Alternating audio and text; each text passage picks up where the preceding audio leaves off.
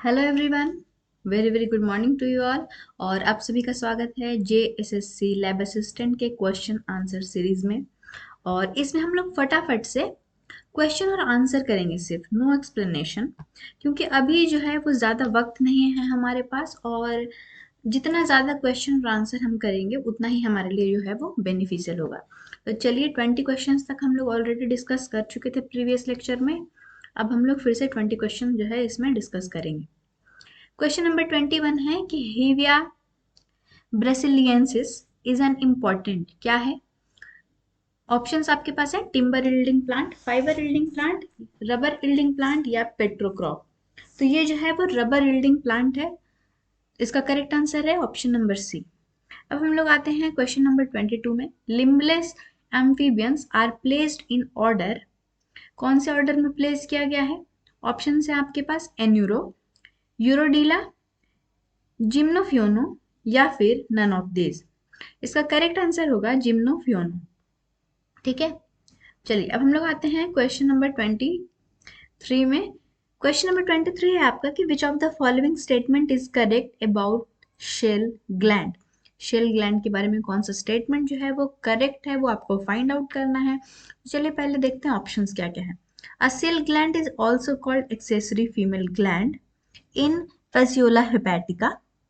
A cell gland is a renal organ and modified coelomiduct in crustacea, या फिर a cell gland is molluscan organs, या फिर all of the above। तो जो cell gland के बारे में जो करेक्ट स्टेटमेंट है वो सारे करेक्ट स्टेटमेंट है, तो ऑप्शन डी जो है वो हमारा राइट आंसर हो जाएगा। चलिए हम लोग आते हैं 24 नंबर क्वेश्चन पे। फटाफट से हमें सारे क्वेश्चंस कवर कर लेने हैं। हमें ये ध्यान रहना चाहिए कि हाँ किसका आंसर क्या था, ताकि जो CBT एग्जाम मोड है हमारा उसमें हम जो है ऑप्शंस हमारे सामने होते हैं, क्वेश्चन आपके सामने होता है, तो आप करेक्ट आंसर जो है वो टिक करें। तो ज़्यादा से ज़्यादा क्वेश्चन जो है हम लोग कवर करने की कोशिश करेंगे। ठीक है, तो Pila produces two types of sperms of which only one type is motile and they are called. Options है यूपाइरिन, यूरिपाइलस, ओलिगोफाइरिन या फिर ए पाइलस। इसका करेक्ट आंसर है यूपाइरिन। क्वेश्चन नंबर 25 है which of the following is a chordate but not a vertebrate. यानी कि निम्न में से कौन सा जीव कोर्डेट है परंतु वर्टिब्रेट नहीं है, यानी कि कशेरुकी नहीं है। ऑप्शंस हैं कतला, हिप्पोकैम्पस, हेमिडेक्टाइलस या फिर एम्फियोक्सस। इसका करेक्ट आंसर है एम्फियोक्सस। क्वेश्चन नंबर 6 में आते हैं, ये टर्नर सिंड्रोम से रिलेटेड है। क्वेश्चन नंबर 26 है Turner syndrome a human abnormality in which the affected individuals are phenotypically females but have rudimentary sex organs and mammary glands is caused by the absence of। मानव में पाई जाने वाली अपसामान्यता जिसे Turner संलक्षण कहते हैं। प्रभावित व्यक्ति समलक्षणी रूप से मादा होते हैं परंतु उनके जननांग व स्तन अल्प वर्धित होते हैं का कारण क्या होता है? चलिए ऑप्शन है आपके पास 1X chromosome, 1Y chromosome, both X chromosome या XY क्रोमोसोम। ठीक है, तो इसका करेक्ट आंसर होगा 1X क्रोमोसोम की जो क्या होती है कमी होती है, यानी कि एक X गुणसूत्र की कमी होती है। 1X क्रोमोसोम क्या करता है, लैक करता है। तो इसका करेक्ट आंसर हो जाएगा ऑप्शन नंबर ए। चलिए हम लोग आते हैं क्वेश्चन नंबर 27 में। 27 नंबर क्वेश्चन है आपका how many pairs of chromosomes do chimpanzees carry. यानी कि चिंपैंजी में कितने जोड़ी गुणसूत्र जो है वो होते हैं। ऑप्शंस हैं 23, 46, 24 या 48। यहाँ पे पेयर की बात की गई है। किसकी बात की गई है? पेयर की बात की गई है। अगर सिर्फ क्रोमोसोम्स होते तो इसका आंसर जो है वो 48 होता, और क्योंकि इसमें पेयर की बात की गई है तो इसका जो करेक्ट आंसर है वो होगा option number C 24 pair of chromosomes. चलिए अब हम लोग आते हैं क्वेश्चन नंबर 28 में। रेनीज और मीचर्स कॉर्पसेल्स आर एसोसिएटेड विद, किसके साथ एसोसिएटेड होता है? तो इसका ऑप्शंस आप हम लोग देख लेते हैं फटाफट से। हेमोस्पोरिडिया, मिक्सोस्पोरिडिया, कोक्सीडिया या फिर सार्कोस्पोरिडिया। इसका करेक्ट आंसर होगा हीमोस्पोरिडिया। ठीक है, हीमोस्पोरिडिया जो है वो राइट आंसर है।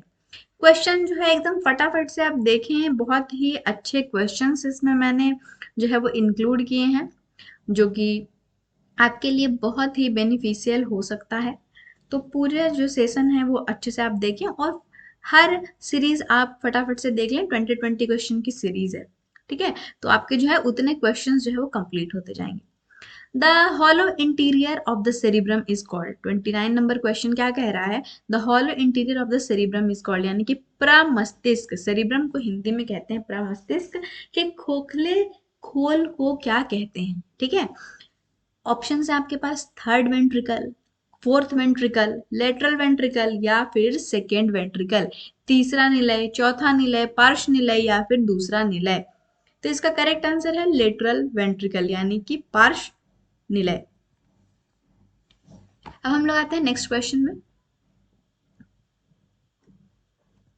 क्वेश्चन नंबर 30 है, क्यूमुलस ओफोरस इज फाउंड इन, संचित डिम्ब बीजांड जो है वो पाए जाते हैं। कहाँ पे पाए जाते हैं भाई? ऑप्शन है आपके पास testis, ovary, option number C है टेस्टिस एंड ओवरी बोथ, या फिर किडनी में। ठीक है, क्यूमुलस ऊफोरस जो है वो कहाँ पाया जाता है? आपको नाम से ही पता चल रहा होगा ऊफोरस की बात की गई है। इसका करेक्ट आंसर हो जाएगा ऑप्शन नंबर बी, ओवरी में। क्वेश्चन नंबर 31 में हम लोग आते हैं कि the energy sources for omnivores, यानी कि ओमनीवोर्स के जो एनर्जी सोर्सेज हैं वो क्या हो सकते हैं, क्या हैं?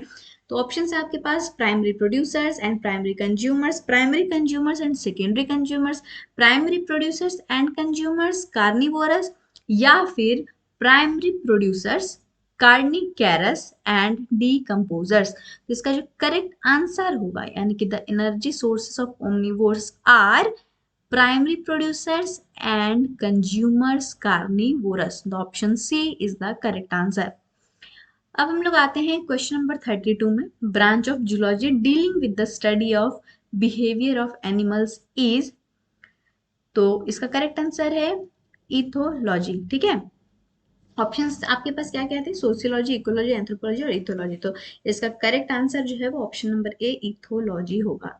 अब आप ये कहें कि मैम क्वेश्चन जो है और आंसर तो हम अपने आप से भी कर सकते हैं, तो बात ये है कि सबके पास जो है वो ये बुक हो सकता है अवेलेबल ना हो, ये जो क्वेश्चन की सीरीज है वो अवेलेबल ना हो, और ये बहुत ही यूनिक प्रैक्टिस सेट है जो कि आपके एग्जाम के सारे पोर्शंस को क्या कर रहा है, वो कवर कर रहा है, हर पोर्शन को जाके टच कर रहा है, आपके सिलेबस को जाके टच कर रहा है, यानी कि आपके सिलेबस से इंक्लूडेड क्वेश्चंस इसमें है। ठीक है, तो ये जरूरी नहीं है कि आप सभी के पास होंगे, इसलिए मैं फटाफट से यहाँ पे करवा दे रही हूँ। चलिए अब हम लोग आते हैं क्वेश्चन नंबर, ये जो 32 जो क्वेश्चन है इसमें आप इथोलॉजी की जो स्पेलिंग गलत दी हुई है, एच पहले हो गया है टी बाद में, तो कोई बात नहीं, हम लोग इसको देख के समझ सकते हैं। जो करेक्ट आंसर है वो इथोलॉजी है और एक ऑप्शन जो है वो करेक्ट होगा। चलिए अब हम लोग आते हैं क्वेश्चन नंबर 33 में, विच of the following fungi causes hallucination, hallucination कौन काउज करता है, यानी कि निम्नलिखित में से कौन सा जो फफूंद है, यहाँ फंजाई को हम लोग क्या बोल रहे हैं, फफूंद जो है मतिभ्रम पैदा करने वाला होता है। हेल्यूसिनेशन को हिंदी में मतिभ्रम कहते हैं। तो आपके पास ऑप्शंस है अमानिता मस्केरिया, कांथेरलस सिवेरियस, बोलेटस इडुलिस और वाल्वोरिएला वाल्वासिया। ठीक है, तो इसका करेक्ट आंसर जो होगा वो ऑप्शन नंबर ए होगा, अमानिता मस्केरिया। चलिए अब हम लोग आते हैं क्वेश्चन नंबर 34 में। क्या है क्वेश्चन पहले हम देख लेते हैं, फिर इसका जो ऑप्शन है वो भी हम देखेंगे। विच of the following shows in Z2 germination of spores. ठीक है, चलिए तो ऑप्शन क्या क्या है, ऑप्शन है आपके पास रिक्सिया, मार्केंटिया, पीलिया या फिर स्फैग्ना। निम्नलिखित में से किसमें बीजाणुओं का जो अंकुरण है इन Z2 होता है। ठीक है, तो ऑप्शन करेक्ट जो है इसका वो है ऑप्शन नंबर सी, पीलिया इज द राइट आंसर। अब हम लोग आते हैं क्वेश्चन नंबर 35 में, फॉसिल्स आर फाउंड इन, जीवाश्म जो है वो पाए जाते हैं इग्नियस रॉक्स में, क्वार्ट्ज में, सॉइल में या सेडिमेंट्री रॉक्स में? तो इसका करेक्ट आंसर जो है वो होगा डी, सेडिमेंट्री रॉक्स। चलिए अब हम लोग आते हैं क्वेश्चन नंबर 36 में। Which genus of Cucurbitaceae has bisexual flowers? Cucurbitaceae के किस वंश में द्विलैंगिक फूल लगते हैं? कुकुरबिटा, लुफ्फा, साइजोपिपॉन या फिर थैलाडेंथा? ठीक है, इसका करेक्ट आंसर जो है वो होगा साइजोपिपॉन। ठीक है, चलिए हम लोग आते हैं क्वेश्चन नंबर 37 में। Natural rubber is obtained from the latex of? प्राकृतिक रबर जो है वो प्राप्त किया जाता है हेविया, ठीक है, ब्राजीलियंसिस, हेविया ब्राजीलियंसिस।